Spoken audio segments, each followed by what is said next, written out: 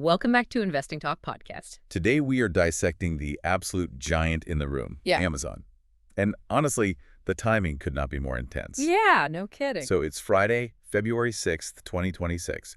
If you've looked at your portfolio today, you've probably seen a sea of red next to the ticker AMZN. Oh, you can't miss it. The stock has taken a massive hit following their Q4 earnings report released last night. As usual, before we start, subscribe, like, and comment to this video to support the show. We are digging deep into these numbers so you don't have to, so hitting that button really helps us out. It does.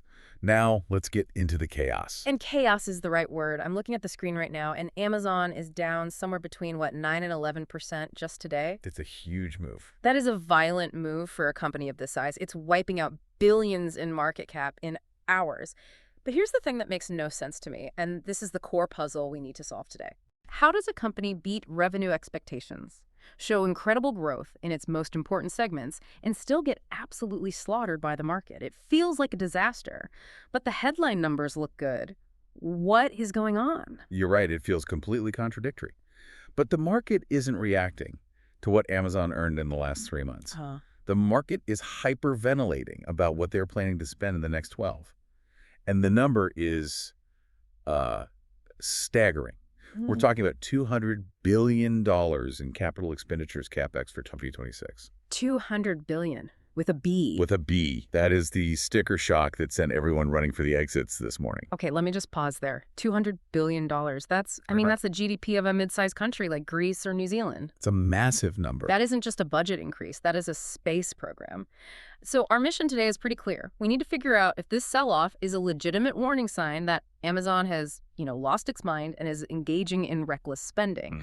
Or if this is one of those rare golden buying opportunities where the market has it wrong and the stock is just a coiled spring waiting to snap back. Exactly. Is this a burn rate problem or an infrastructure play? Let's find out. All right, let's pivot into the numbers. Let's unpack this earnings report because, like I said, on paper, it actually looked solid.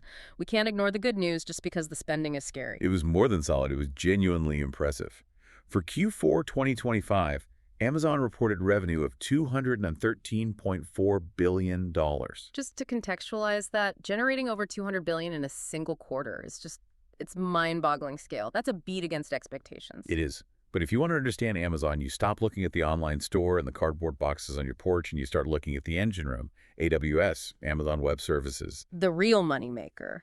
For a long time, the narrative on Wall Street was that growth was slowing down there. People thought the cloud trade was mature. That narrative is dead. AWS revenue hit $35.8 billion.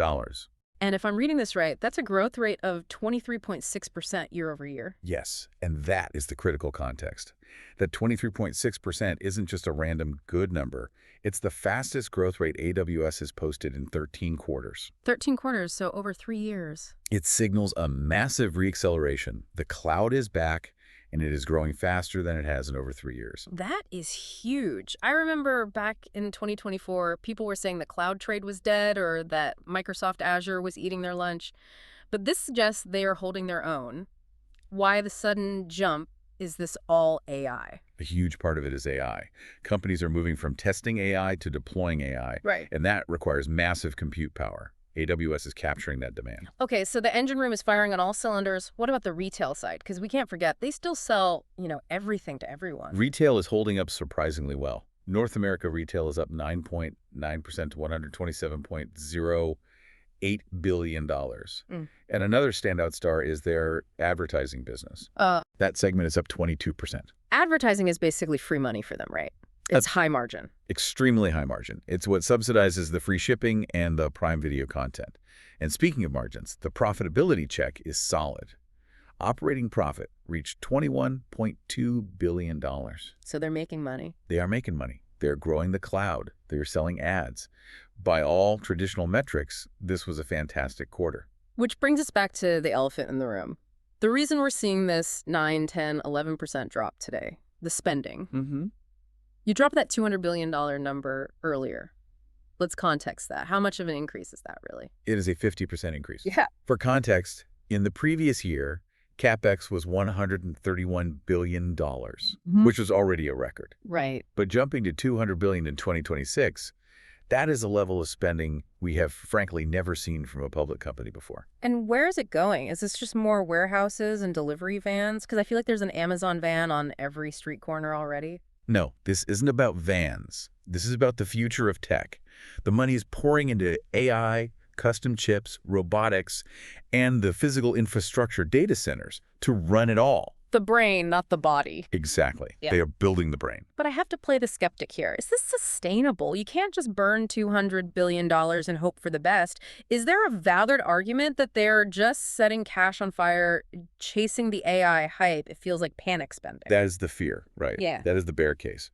But Amazon defends this with the moat argument. Okay. They're arguing that they're building a defensive trench so deep that no one can cross it. Look at the capacity they're building. Right. They added 3.8 gigawatts of capacity recently. That's double 2022 levels. Double. And they plan to double that again by 2027 just to support AI workloads. Doubling capacity again. That is incredible scale. But what's the end game? The end game is network effects and ownership. They have over 1 billion Prime subscribers. They have proprietary IP with their investment in Anthropic, and they're seeing triple-digit growth in their own custom silicon chip production. So they're trying to own the entire stack. The entire stack, from the chip to the data center to the customer. So the argument is we have to spend this money now to own the next decade. Precisely. And if you look at their forward guidance, they aren't slowing down.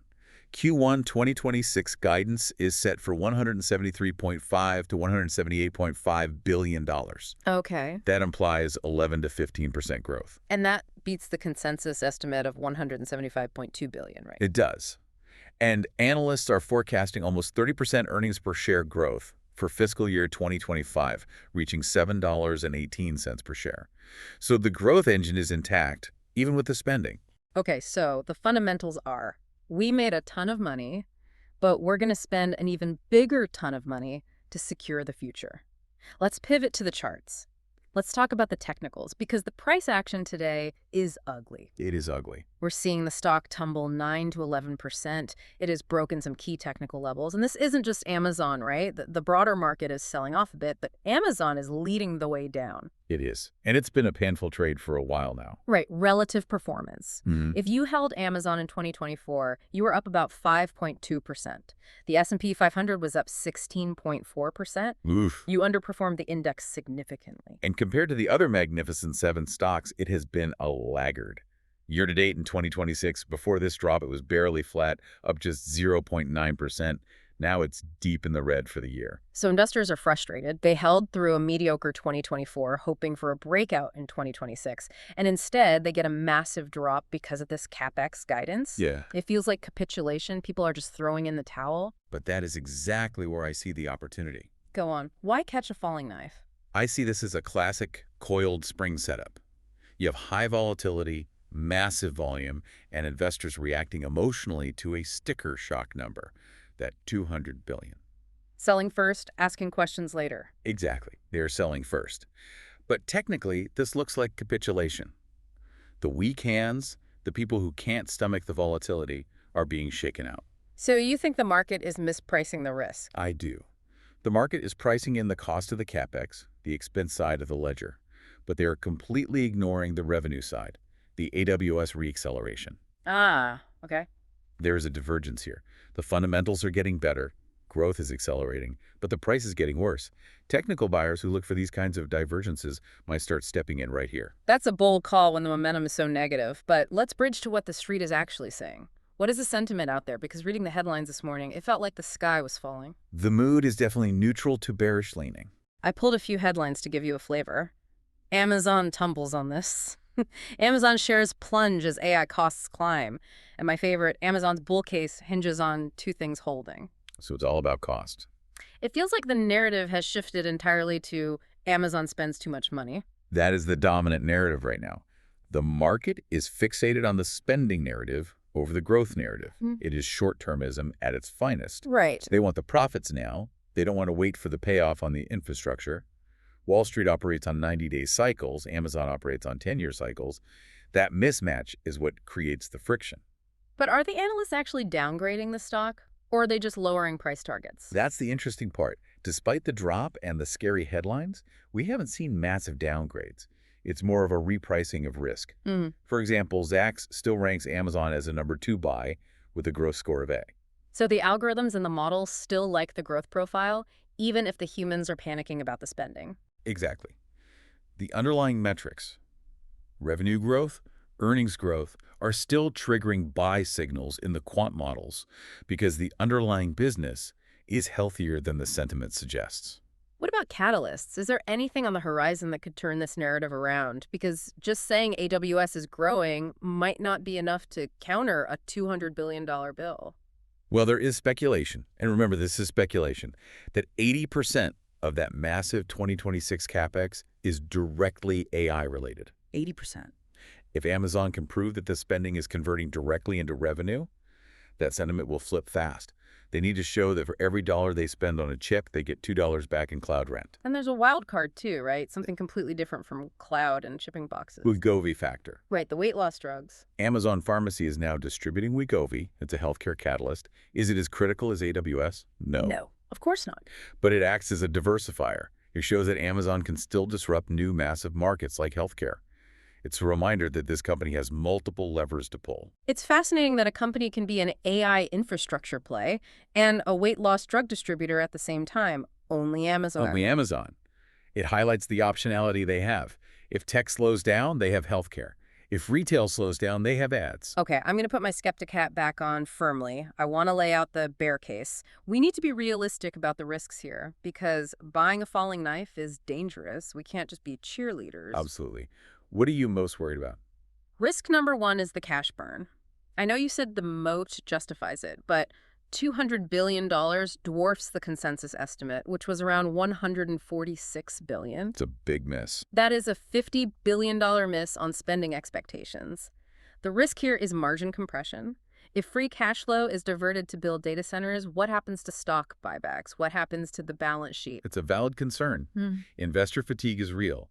The market wants returns now, not in 2028. Yeah. If that free cash flow gets eaten up by concrete and silicon, the stock could be dead money for a while.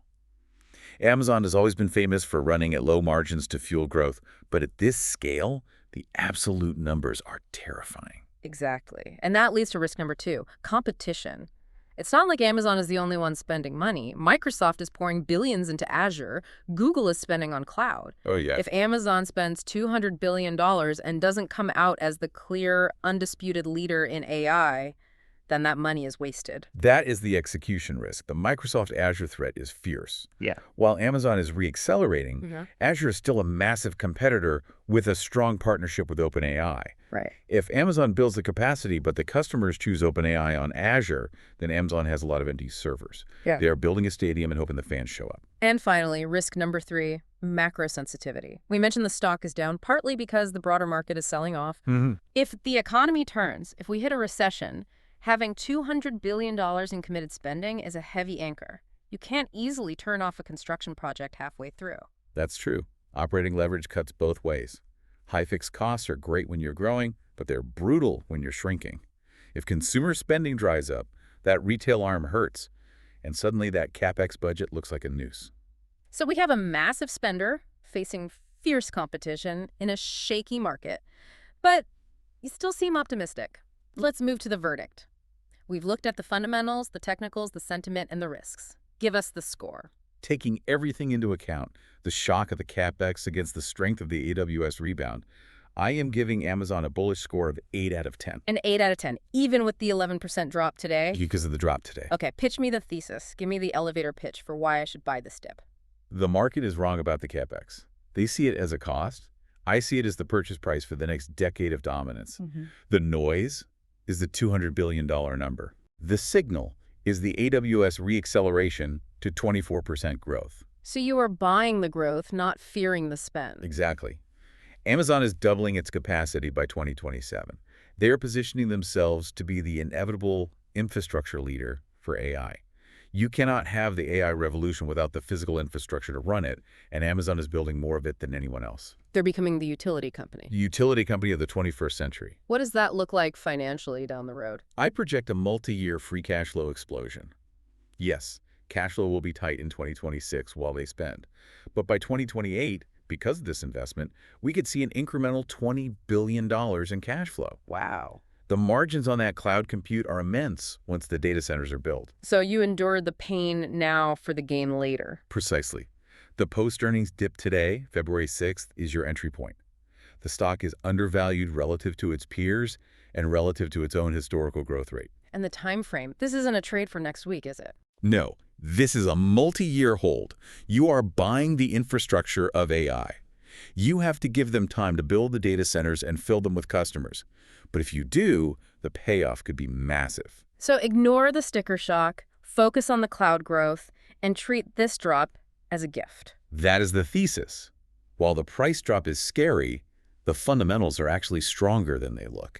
All right, well, that gives us a lot to think about. It's a bold call to step in when everyone else is selling, but the data on AWS is certainly compelling. That's where the future is being built. We'll leave it there for today. Thanks for tuning in. Before you go, make sure you subscribe to the channel, like this video, and leave a comment.